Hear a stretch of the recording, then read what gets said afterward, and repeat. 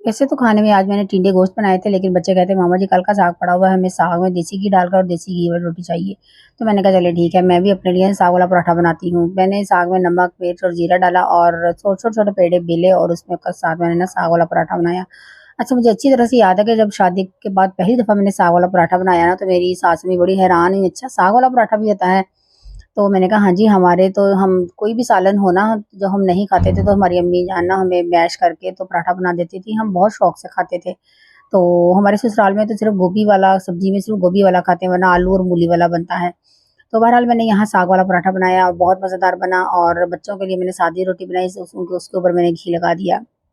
मज़े की बात ये है कि 2 महीने से ना मैं अपनी डाइट पे कंट्रोल कर रही थी और 2 महीने में मैंने ना अपना 1.5 से 2 किलो वज़न कम किया था। लेकिन लगता है कल का साग बना हुआ था और मैंने ना इतने शौक से ज़ोरों-शोर से साग के साथ रोटी खाई है ना, लगता है मेरा 2 से 3 किलो वज़न बढ़ गया होगा।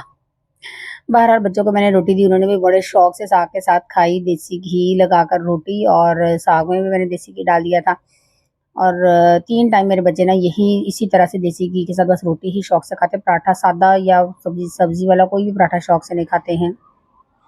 अच्छा, मैंने अपने किचन में ना जो एडिशन की ना बिस्मिल्लाह और अल्हम्दुलिल्लाह की, मुझे इसका इतना मुझे खुशी होती है ना, बहुत अच्छा लगता है। जब भी मैं किचन में आती हूँ ना, ऑटोमेटिकली अल्हम्दुलिल्लाह निकलता है। हर चीज़ के लिए अल्लाह पाक ने सेहत दी, तंदुरुस्ती दी और सेहतमंद औलाद दी। आप भी अपने घर में या किचन में कहीं भी इस चीज़ की एडिशन ज़रूर